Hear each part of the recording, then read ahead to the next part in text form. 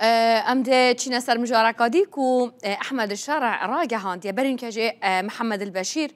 سروكي حكومة انقاذ سروكي نوكا هي حكومة سوريا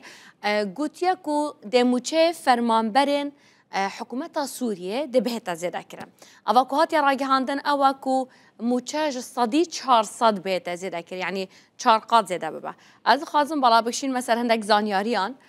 كو ما حاضر كرينيا السر اوه مجارا كو ده موچه چند لهن دی بیت چند بریانو که موچه انکو حکومت سوریه بلافت کردن چند بوینه بو چیش بر کل سال 2011 کو موچه دروشکا گلک باش باش بر روش سوریه اقتصاد و آبورا و گلکی باش بو دهات و باش بو پشت خو گرید دا بکشتو کاله وش بلی وجی پشت خو گلک بنفته و گرید دا جاز خوازم دنا هندک زانیاریان دا بحث بکم که موچه خورن حکومت سوریه چند بویه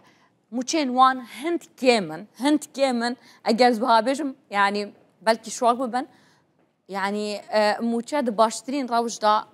ين صالن ام بحث صالن شريط كان 2011 حتى نوكا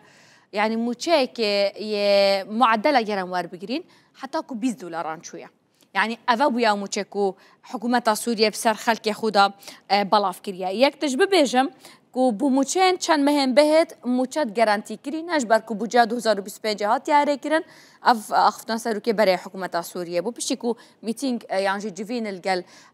احمد الشرع کری الگل محمد بشیر گوتی موچه چند مهان یه گارانتیه وضعیه باشه لی پشتی اینگه کار کن از دخوازم بالا بشین مثلا او موچن کو هبوین الحکومت سوریه کراب شوان چوابویا اگرم بحثا افصالات كان 24 لبريا كفتنا اسد موچين كو هبوينا ام وكي رجاي كي ور بگرين موچين حكومتي ام بحث كان هنزان يا بزحمته الجور نافچه مثلا نافچه بندست حكومتي البندست ربريا خوسر البندست اوبوزيشنال البندست هزن توندردا البندست داعش دا افكسي كو باري ور گري دش سيكتور دا كار دكاتن وش بلي فهميه جي معامله بدولاري كرنسي دولاري كاشن تاثير لكريا لي بگشتي ام شاينه الجور زانيارين بانكا جهاني بانكا نف دولتي الجور زانيارين اف نافندن آبورین کندیف چون که نفزانیاری بدست مکتینه موچش ده حتی کو 25 دلار بویا بگمان پلیره سوری بویا لدماکو اتکین دلار في آواییه جبرکو هنزانن لیره سوری اتفریتن تتخرج نزن بيتن ده حتى كو 25 دلار بويا لبشتين جاب بريار هاتدان دماكو بريار هاتيدان موچه زیاده بیتن صدی پنجی یا موچه زیاده بو ببریارکا حکومت سوریه بو افصاله بو دماکا بریاردان دماکو گوتن موچه بنگهین ده تزیده کرن دستک لیدا لیلگل و زیاده بونه روش بازار جی خراب تلهات لی یا کام دکارین بجین موچه بنگهین یا موظفه که حکومت سوریه وكان رجاء ور بگرین 19 دلار بويا هري كيم او موچه بويا هاتيا ورگرتن جاليه موظفه كيفا لي الويدا مكو اف زياده كرن هاتيا راجعاندن جاليه حكومه ودوله سوريا و قد كا تريليون ليرين سوري بيدفين طبشن او زياده كرنه تجي كان همان دم دا انفلاسيون تضخم جرامبونا بهای تشتیل سوریه صدی نوتوسه بویا یعنی چند زده باجی حسا سود جنت ها تورگرتن سود جنت ها تورگرتن جبر کل گز بونا اوی معاشی لآلیه دن بهای تشتاج الناف سوریه زده بویا بونمونه مثلا جبر سوریه ولاته که کشتو کالی بار چند دا شعری گلک تأثیر لیکر الویره مثلا بهای طماطه بهای نام بهای هر تشتت بدویت روزانه او جیل گل زده بو نان مثلا بونمونه صدي صات بهای وزده بو ام بحثا هیوادو یا افصالات که دماکو معاش هاتینا زیده کرم موچه بنگهین اجالی حکومت و بریارک بو هاتدان الصدي صات زیده بو الجلوه مازوت وانجي نفط تصبي او جي جلا جرام بو امريكينا دولار راستا مثلا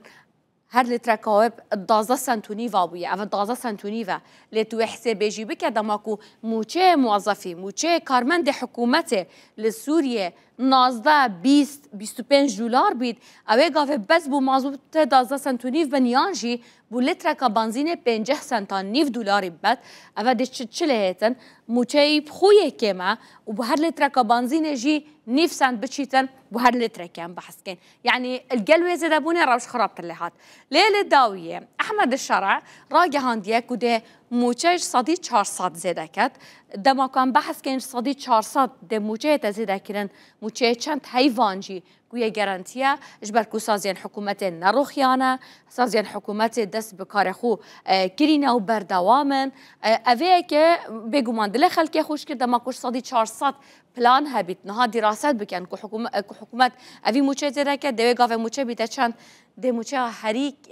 كيم لحكومة سوريا فرمانبرك دولة حكومة سوريا مشاور بقريت $8 اگرم هاتو مقارنة بكين القال بريا انه كمثلا يا بريا شاري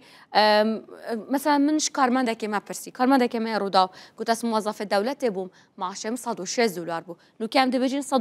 بلكي بقالك نافشان شنبيت ليه بو اجبر كل وري لسوريا بون من الرجافة كردستان بهاي وجهاسن مواصلات ارزانه خارن يا ارزانه تشم روزانات ارزان $106 بوانا هر یک بخوش راحك وملكك جيايا